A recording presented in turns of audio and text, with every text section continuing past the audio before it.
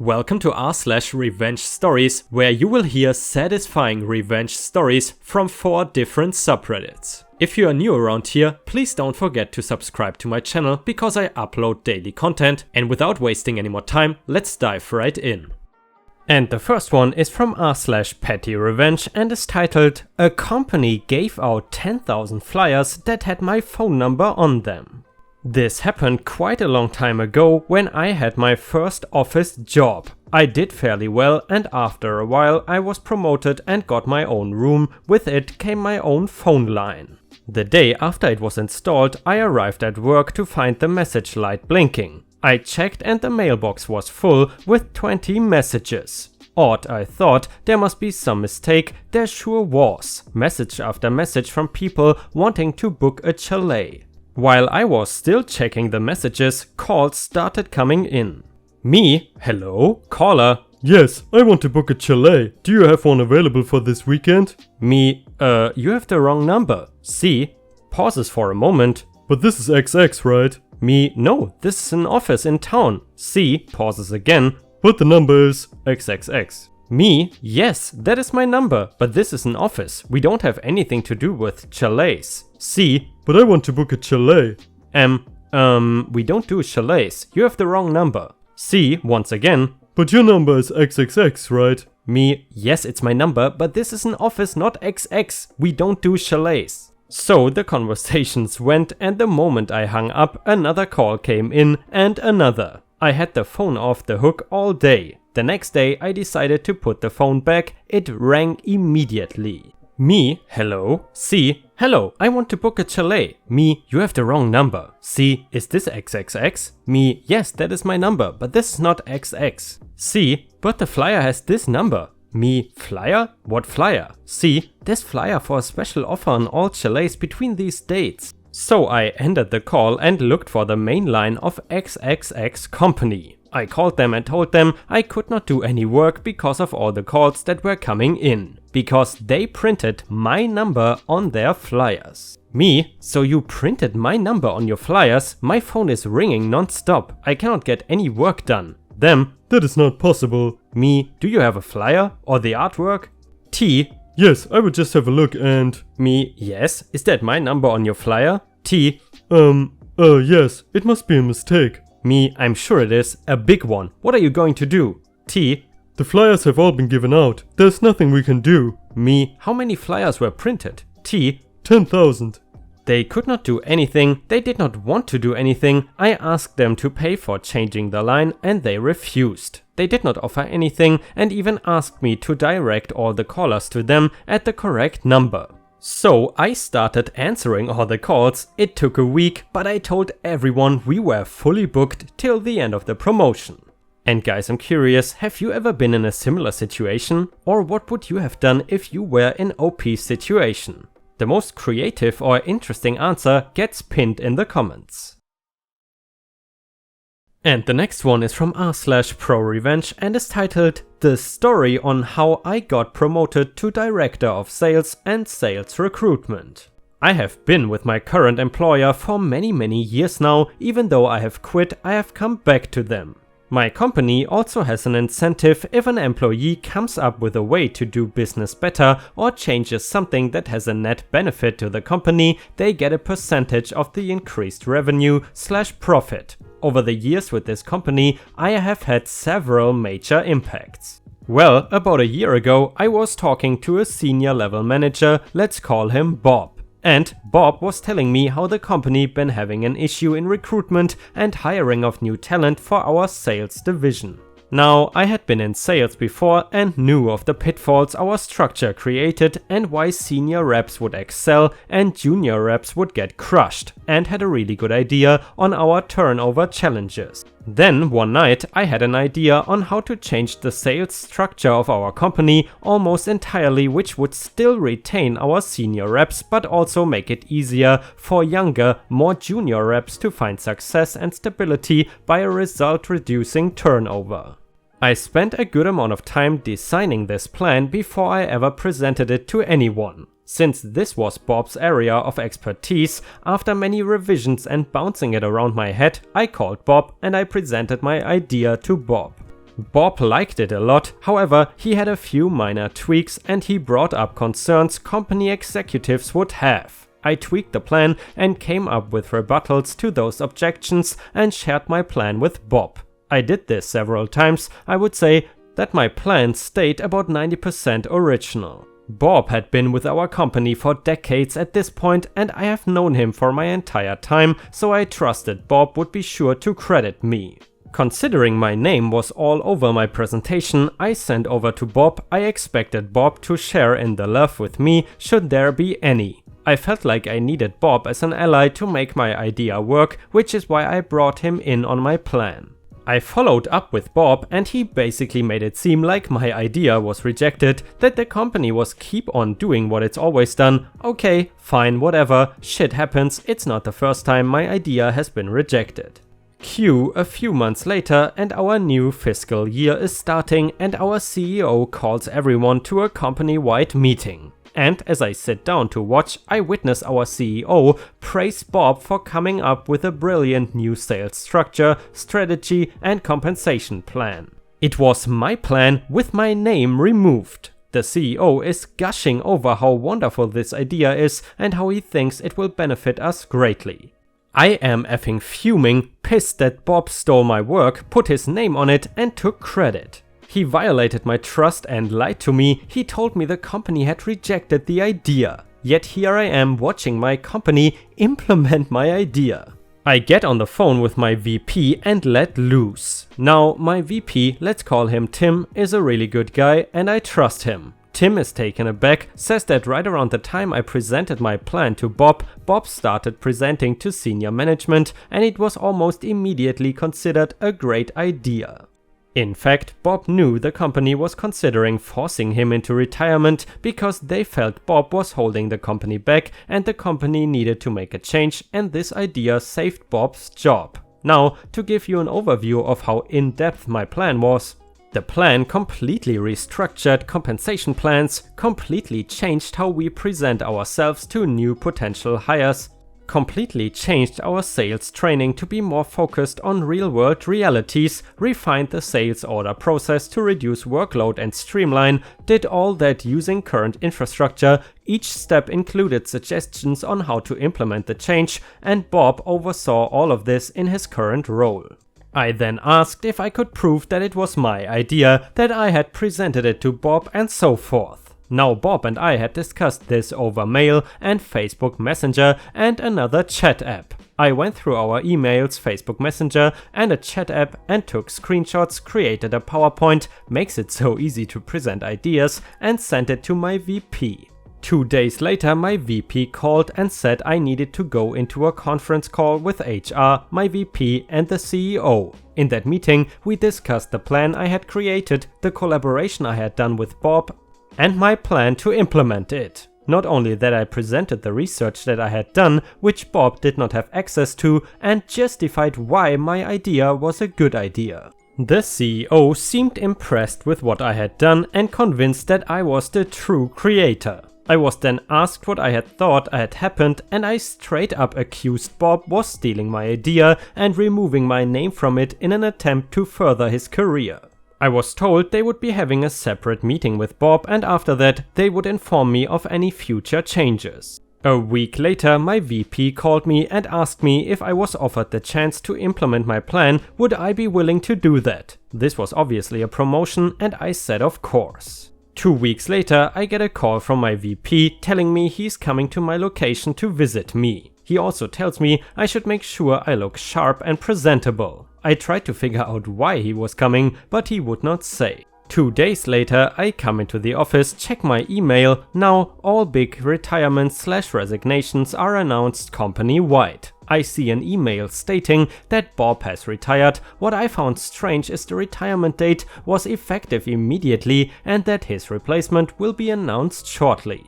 Generally, there is a time period for a takeover to happen and the replacement is announced in the email along with a brief overview of their qualifications. The time for my VP to show up comes and in walks my VP and the CEO. We go out to lunch and the CEO says, "PJ, I came to visit you because I always think it's best to give people major promotions than news in person."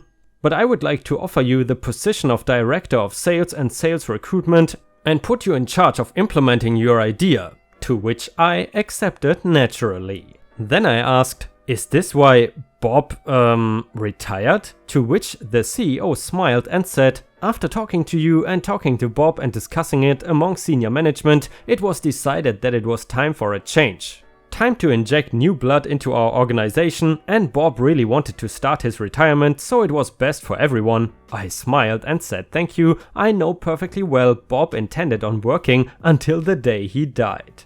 Guys, I'm curious, did you ever essentially take over another person's job?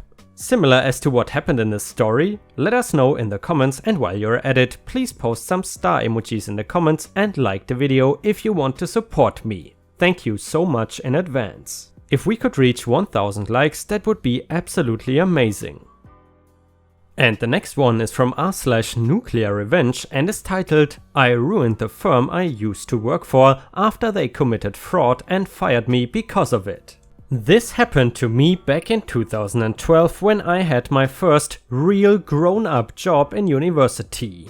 I was a clerical assistant for a firm in my city. The firm was a small one of 9 employees that also had clerks who would intern from time to time. I worked there part-time during my junior and senior year, then full-time after I graduated. I made it about 4 months before I was told to resign. This was my first ever business formal job, as we had lots of clients face-to-face. The clients were big, fire department, police department, etc. I was brought on by work study from my uni and at first really enjoyed working for the firm.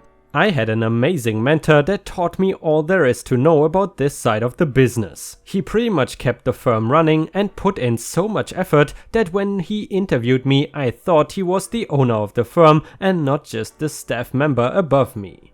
Anyways, as this was my first job, I was not keen on office politics or good at recognizing my surroundings with peers. After I started working full-time, I began to catch on and see what was going on behind the scenes. The partners of the firm were scumbags. They treated all of the staff like monkeys and showed no appreciation. They were both male and constantly harassed the female staff and interns. So often that the turnover rate was so high that there were new interns every few weeks. There were cliques inside of the firm. The attorneys banded together with the office manager and HR manager. The interns stuck together and I was with my mentor.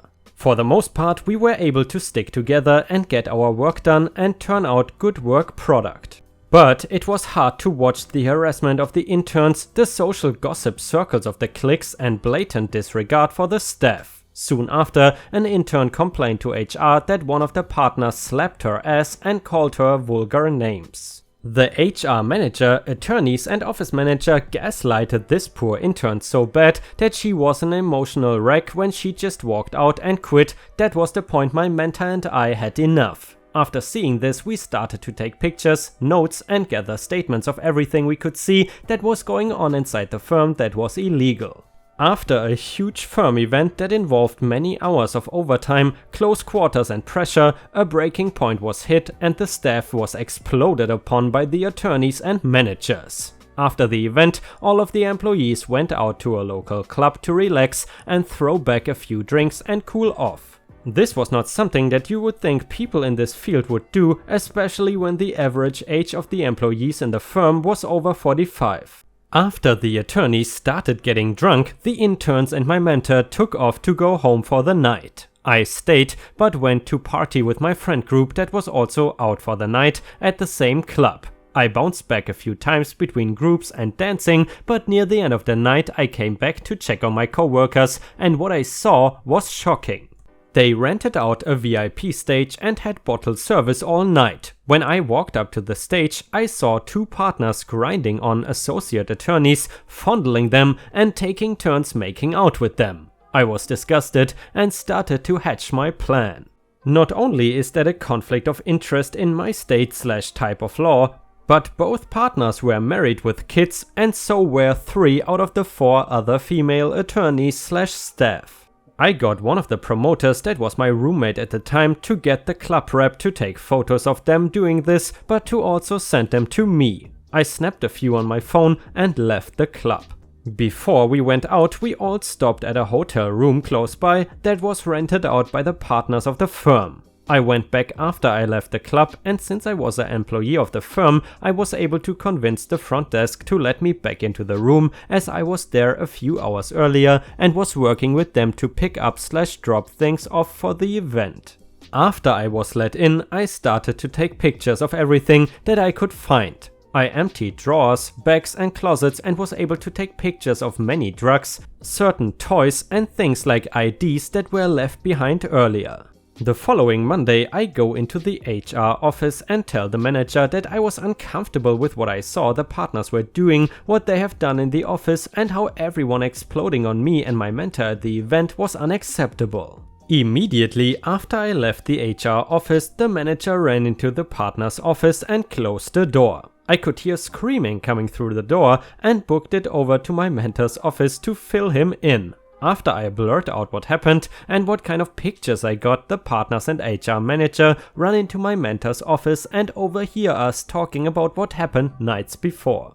They immediately tell us to resign and to pack our things, as they were worried about our hostile work environment and what it is doing to the firm. I am on the verge of tears and don't know what to do next. My mentor quietly asks for our termination letters, all of our pay stubs, all of our billable hour entries from when we started, and my university work-study paperwork. The HR manager was shocked by this, but legally had to produce all of these things for us upon request. After 2 hours of data compiling, my mentor and I walked out with all of our things. We ended up going to a bar with all of the paperwork we just got and started to plan our revenge.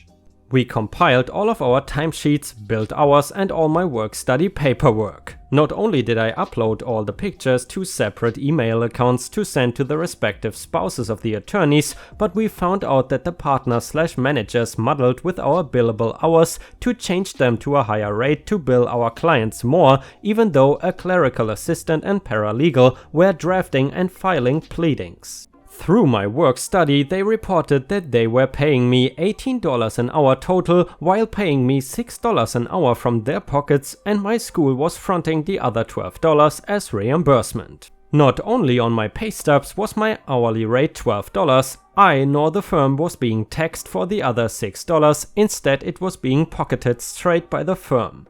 After a complete and thorough compilation of documents, my mentor and I set out the next day to complain to the State Bar Association to show that the attorneys at the firm committed malpractice, misrepresentation of funds, harassment and conflicts of interests. Their spouses were emailed all of the photos of the night out clubbing and what was found in the hotel rooms. My university was informed of the misuse of funds. I applied for unemployment based on their false misconduct firings. After 2 weeks of job searching, my mentor and I got picked up at another firm as a package deal. We became closer after, and we constantly see each other every other week on a personal basis. Months into working the new job, did we decide to snoop on the old firm that we set out to destroy. Not only did 4 of the attorneys lose their legal license, they were sued by the Bar Association and L&I for fraud, their spouses were all involved with divorce proceedings, and the managers' reputations were ruined by what was brought to light and what they covered up.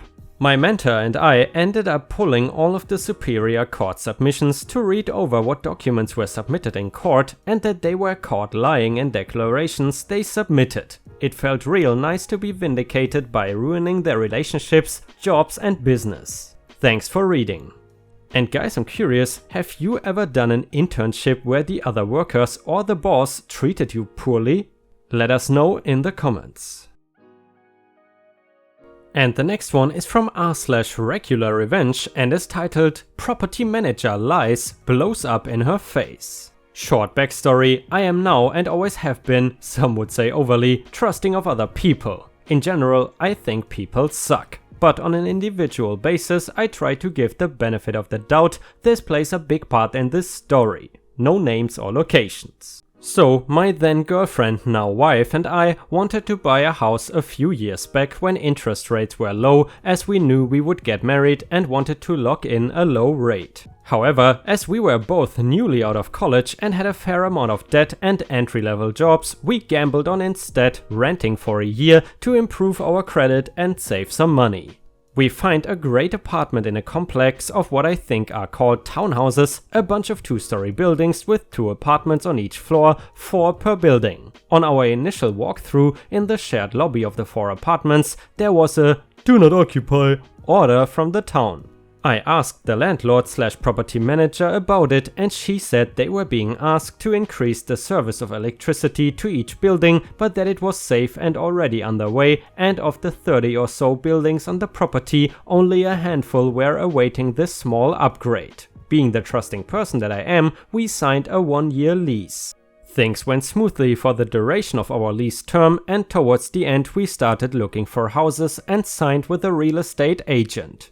Inventory was low at the time and we could not find a house we wanted to make an offer on. Around a month prior to the end of our lease, we received a letter from the property manager asking if we wanted to renew or if we were going to be moving out.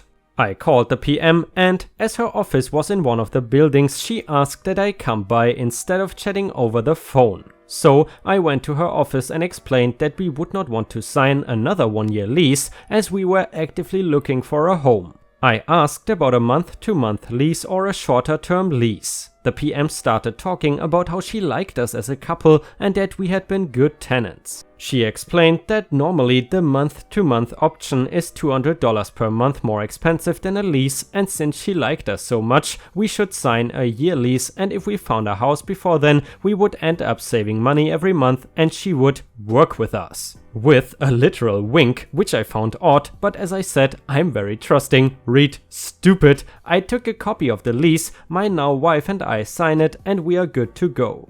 About a month into the new lease, we noticed a strong fish-like smell. We looked forever for the source and ended up googling it. Turns out, sometimes when an outlet goes bad, it can smell like rotting fish. We searched around and noticed a clicking sound behind our couch. We pulled out the couch and found a sparking and smoking outlet. PM was called and the outlet was replaced. A few months later, we finally found our home. We put in our offer and it was accepted the same day. That next day, I called PM and left her a VM, letting her know we found our home and that we would finish out the current month and then move out 2 months later. At work the next day, I got a call from PM while at work and she left a VM practically screaming that we signed a 1-year lease and if we moved out early, we would be responsible for the remainder of the term, about 5 or 6 months after the move out date we provided. She also said that we could not use our 2-month security deposit as rent. I called her up to chat and reminded her of our conversation, but she said, "That never happened," and threatened to sue us and notify the credit bureau that we defaulted on a lease. Mind you, this is all well before our move out date. I looked up my options after realizing she was sticking to her story and could not be swayed. The only thing I could find online was showing the apartment myself and having someone take over the lease. I told the PM that this was my intention and she said she did not know if she could allow that. Preparing for a lawsuit, I figured it would make more sense for me to try to rent it myself so I could show that I provided a way for the property to limit their losses. Unfortunately, nobody ended up renting the apartment. Being upset that I was scammed and lied to, we moved out without paying the last month we lived there, essentially using 1 month of our security deposit to cover that and expecting not to get the rest back despite the fact that we left the apartment in great shape. I got a few angry voicemails from the PM but ignored them the best I could. Finally, at my new home, I received a letter from the PM with very legal language putting in writing the threats she made about the lawsuit and credit bureau reporting. Ever the optimist, I called her one last time and again reminded her of our discussion. I tried to work out a compromise where, on top of our security deposit, I would pay for half of the amount due to end the lease. She would not budge and continued making threats in a very demeaning and angry tone. So finally, the revenge. I just happened to speak to my dad about this and he let me know that he went to high school with the head lawyer, I forgot the title, of the State Housing Authority. He gave me her number and said I should call her and ask if I had any options. After having a long chat about my general predicament, housing lawyer HL asked me to walk her step by step through the whole ordeal from the initial showing until our last conversation. I started to tell her the story above and got to the "Do not occupy" sign and how the PM explained it away and said it was safe. She stopped me in my tracks and said, "Don't talk to the PM or anyone from the complex until you hear from me." A few days later, I got a call from HL who said something along the lines of, "Don't worry about it, and if they contact you, call me." After thanking her and ending the call, I did not give it a second thought.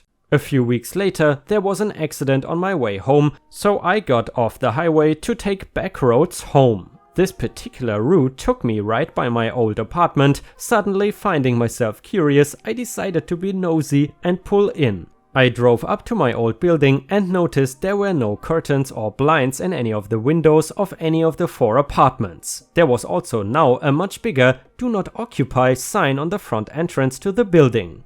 It seemed as though my call to my dad's friend caused the "Do not occupy" order to be enforced and all 4 apartments were now empty. Feeling a slight bit of satisfaction, I drove to the exit of the complex and noticed that my building was not the only one with no window treatments and a big sign on the door. On my way out, I could see 7 or so buildings in the same condition, each with 4 apartments. So instead of sticking to her word and allowing us to move out peacefully, the PM lost out on monthly rent from about 30 apartments on top of any fines they may have incurred.